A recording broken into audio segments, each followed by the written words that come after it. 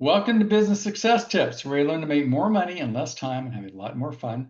I'm your host, Paul Sanneman. I'm founder of Contractor Staffing Source, where the contractors build great teams. My guests today are Samantha Has and Spencer Dung with WestPac Wealth Builders. So tell me, guys, what does WestPac Wealth Partners do? Yeah, thanks, Paul. We appreciate you having us on today.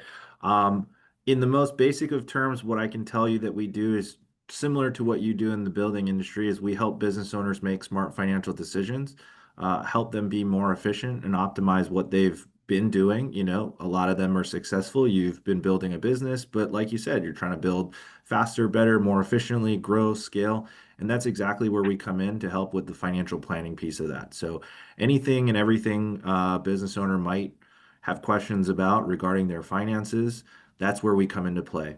Long and short of it is we often play the role of a chief financial officer or CFO for businesses that maybe aren't quite at the scale to be able to hire somebody to do that.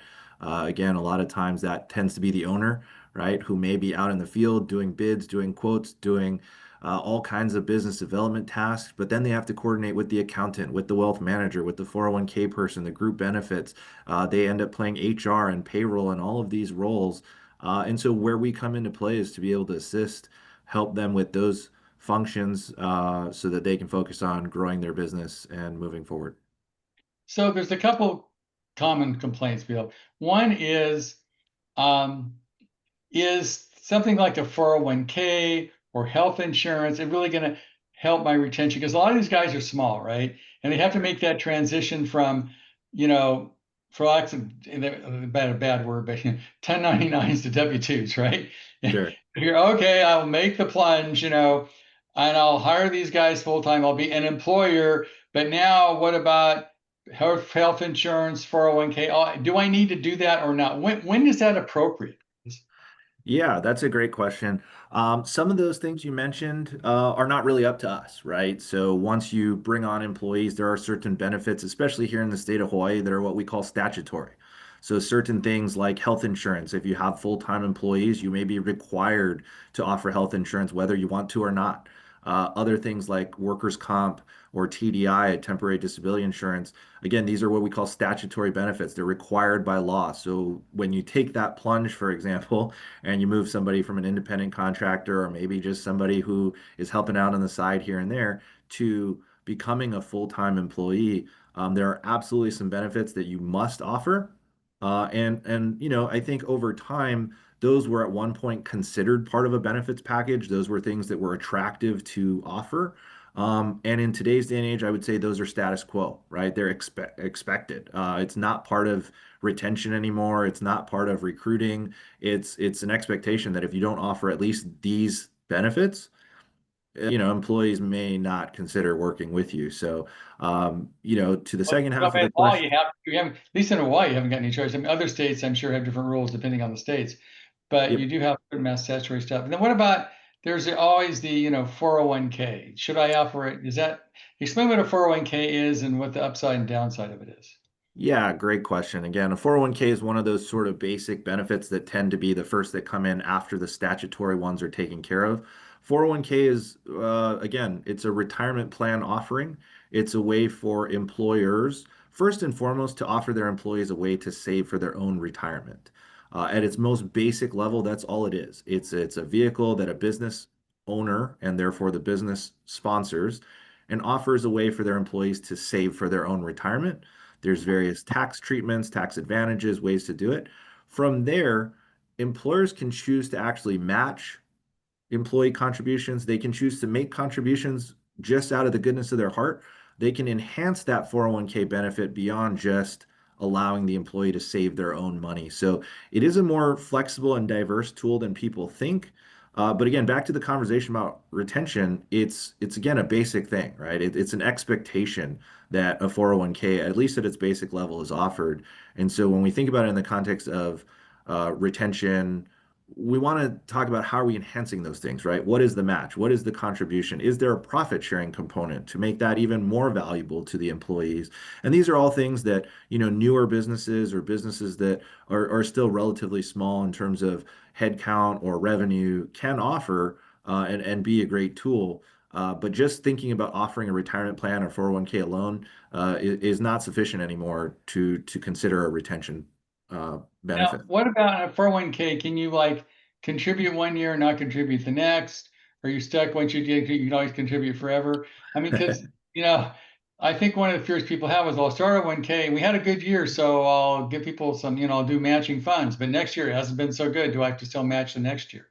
Yeah, so in general, with a 401k, once you decide on the formula, whether it's matching or just contributing again on your own, you do have to do that consistently. So it is something that we would say, you want to make a thoughtful decision about.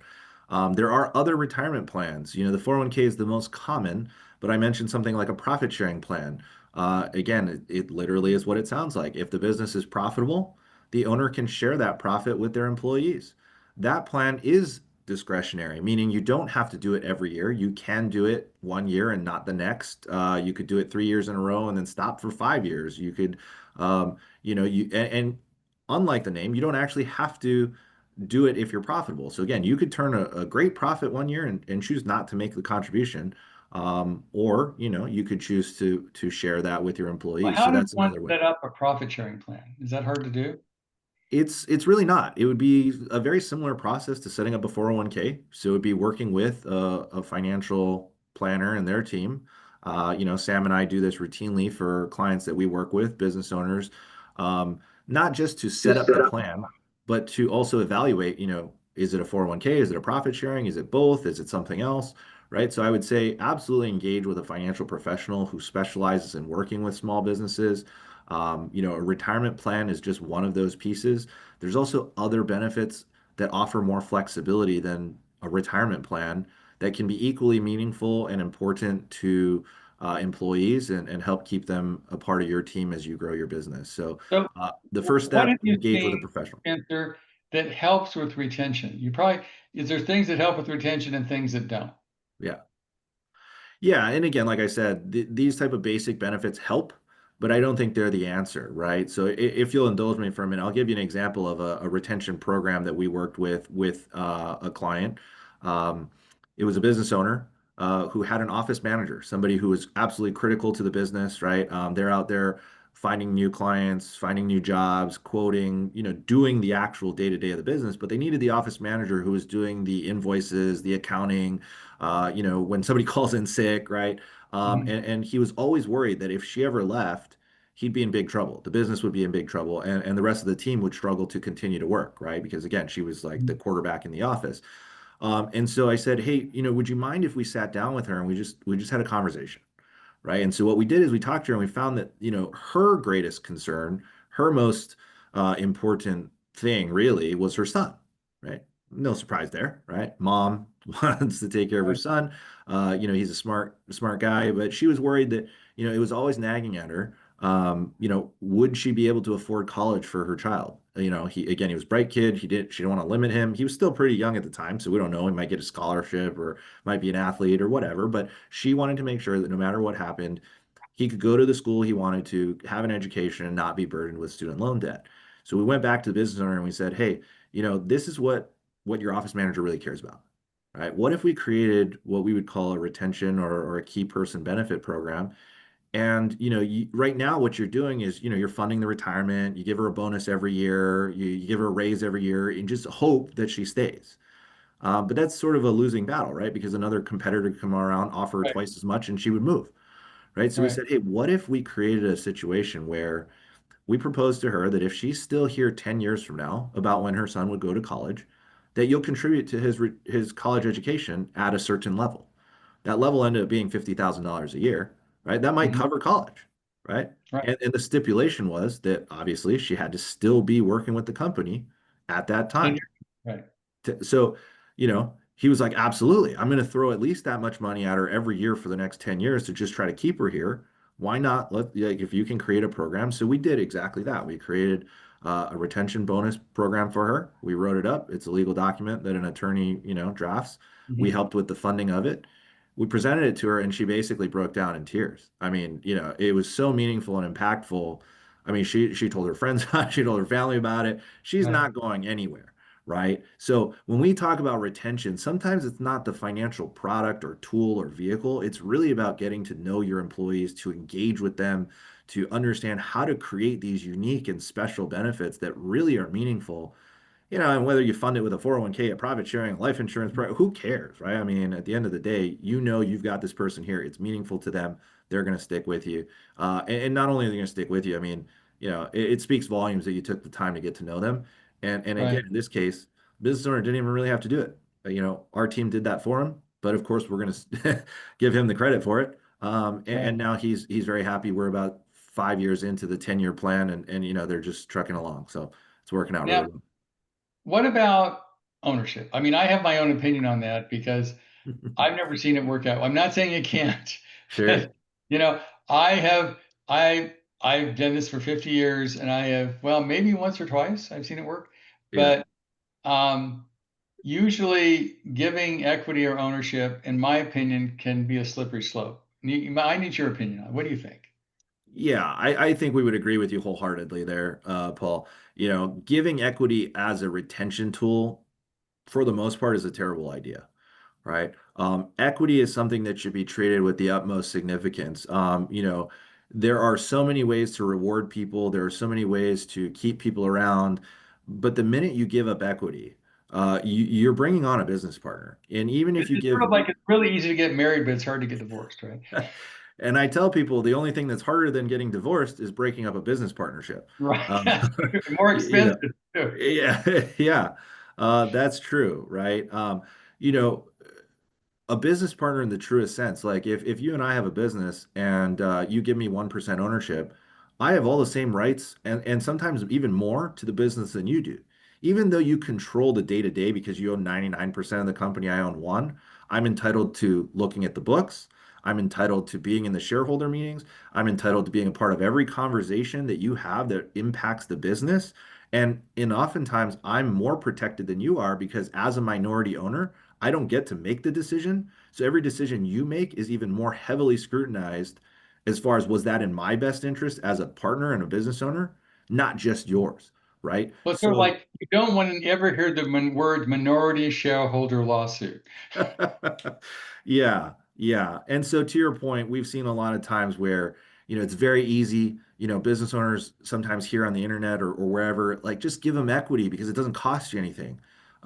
It can cost you a lot. So, you know, and just as another example, if you want to reward somebody by giving them that idea, or if you're not sure, maybe you think this really is somebody that's part of your succession plan, because that's what equity is about, right? It's about creating a strategic plan for your exit and succession.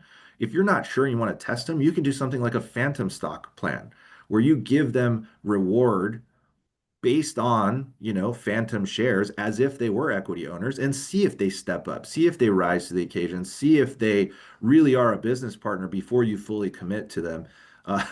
Back to your analogy of marriage, right? I mean, most of us date somebody before we propose. I mean, I think it's just a great way to do that.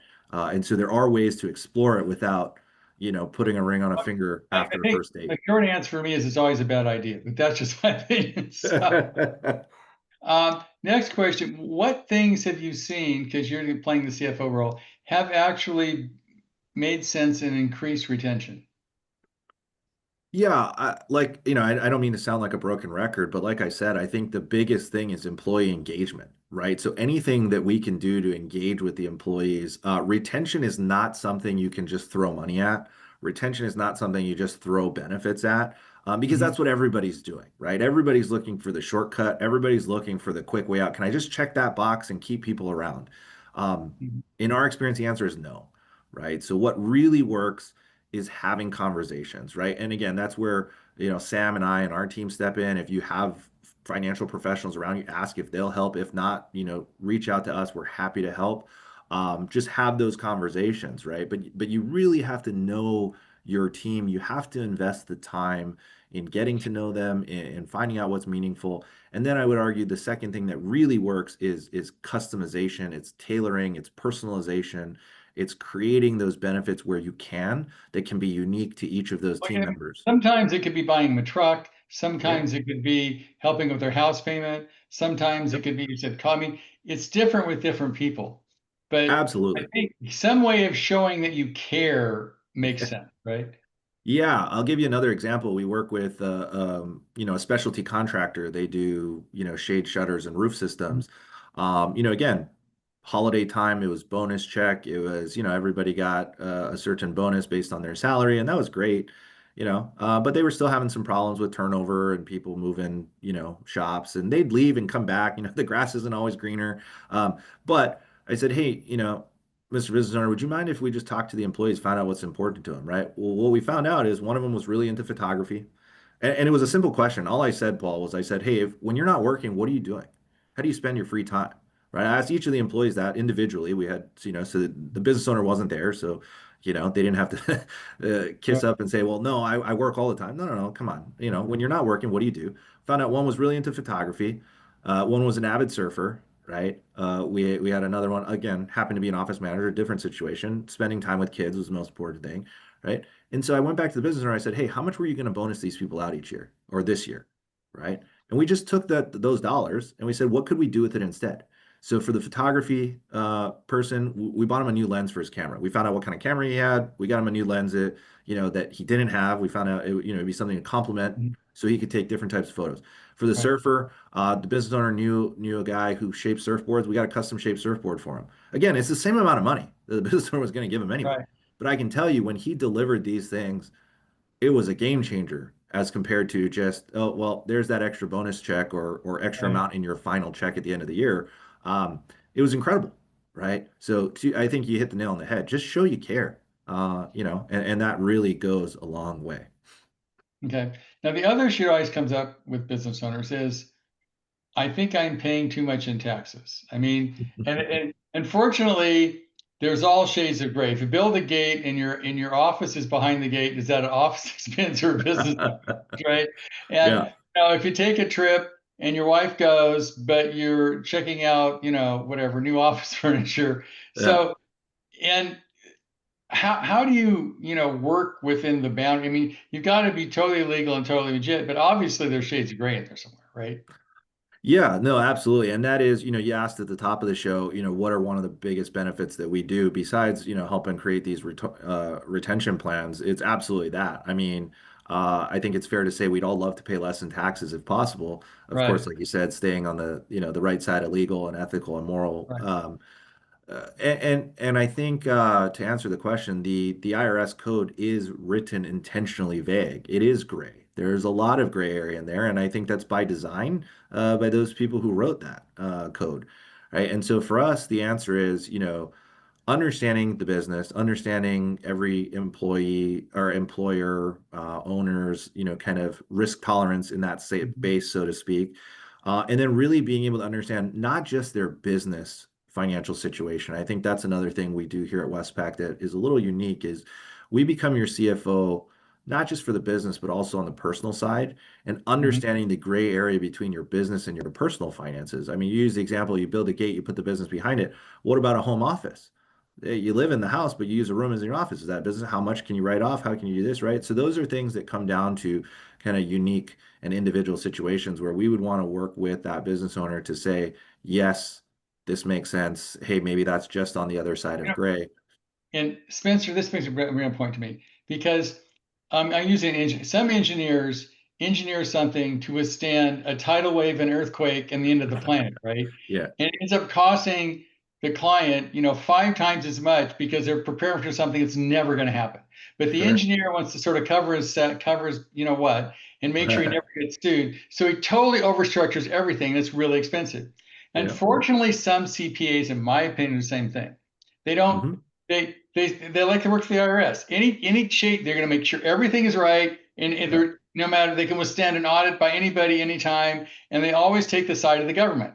That's just Right. their style as a CPA because Sure. somewhere they learned I need to follow the rules, and if it's if that gate is in front of the office and you use it for your house, it doesn't count because you use it for your house. I mean, so Right. I'm assuming you're more on the side of the client than the side of the government. Is that accurate? Absolutely. I mean, we always put our clients first. It's not to say we're gonna do anything again that would knowingly or intentionally get anybody in trouble. But I think the difference is in our experience in working with CPAs, and I have a lot of respect for accountants because they have two due dates pretty much all year, and Mhm. every project for every single client is due on one of those 2 days. I mean, that's an Right. incredible lift to ask somebody to come forward and do, right? I think the system itself is flawed. But that being said, in our experience, most CPAs are more compliance people. Just like you said, they're making sure that the I's are dotted, the T's are crossed, that we put the right number in the right box, and the math adds up. But they don't have the time. It's not that they don't have the knowledge or the expertise. They just don't have the time or the capacity to do tax planning, to really have those conversations, Paul, and say, well, yeah, sure, that gate's in front of your house, but without that gate, your business isn't protected. So can we look at that as a business expense, right? Or It's not security just versus is it right. right, and not just is it a business expense or a personal expense, but what if we pay ourselves differently? You mentioned the idea of a 1099 versus a W-2. I think a lot of our business owners, especially at the phase, you're talking kind of growing maybe 1 million to 5, 10, 15 million of revenue, they don't realize they have a choice on how they want to be taxed. They get to choose that. I don't think most business owners know that, especially in the trades, right? Because they're so busy out there doing their thing. Whatever their CPA says is just what they do, right? Or maybe they started as a sole proprietor and they just never change it. They file that Schedule C every single year, and nobody has ever had the time to sit down with them and say, "Hey, Paul, you could choose to be taxed like an S corp, and that might save you a whole lot of money in taxes." Right? Right. It's not that the CPA is on the side of the government or not on the side of the client. They just don't have the capacity to Don't have have to- that Again, conversation. their mission is compliance. Yes, absolutely. And your mission is to do what's fair for the government and fair for the client and work out something that's a win-win for both, right? Absolutely. I mean, we want to skew that to the client as much as Right. possible, but we're not going to run afoul of the rules. Yeah. And I agree. So I mean, because I've had the same experience, and I've had two kinds of financial planners. And believe me, my tax bill changed radically depending on who I use. Yeah. They both Yeah. follow the rules. They just choose to treat it a little differently. So Absolutely. this is really good, Spencer and Sam. If people want to get in touch with you, how do they do that, and how do they get you to explore whether it makes any sense to work with you guys? Yeah, absolutely. The best way to get in touch with us is via email. So I'm sure you can push this out as well, but it's pretty easy to get a hold of either of us. Our email address is our first name dot last name. So in my case, that's Spencer, SPENCER dot Dung, DUNG, and it's at West, WEST, PAC, PAC, wealth.com. And then Sam is Samantha dot Haas, HAAS at westpacwealth.com as well. And one of the things we'd love to offer as an opportunity for your listeners here, anybody who reaches out and mentions that they got in touch with us through you, Paul, or Business Success Tips. And I highly recommend that because a lot of you guys out there, ladies, don't know what you don't know. That's the problem, right? Yeah, And so a professional like yourself can look at the business and look at their situation and their retention and say, you should think about this and think about that because we all would like to have our employees stay longer and pay less tax. I think we agree upon that, right? absolutely. So I would suggest give these guys a call because I mean it's not like you need a financial planner. You just need someone to help as run your business better who knows the rules. Because if you don't know the rules, you don't know how to take advantage of the rules. Everybody complains the rich don't pay any taxes. That's because they have better advisors, So Yeah, yeah, and we understand, it is a tough thing, right? I mean, as a business owner, you've got a million things on your plate. You don't need a million and one. And so that's where we really try to make this as easy as possible. There is a little bit of a time commitment, but if we can ease the financial challenge, again, we want to do that for your right, listeners and people who tuned in. And like you said, at least see what's possible. From right. there, if you decide to Don't go back to I doing believe what, in a lot of guys, you don't know what you don't know. And so you can't yep, make the right decision. So I suggest give these guys a call and at least look at your financial situation, look at your, taxes. I mean, look at your retention.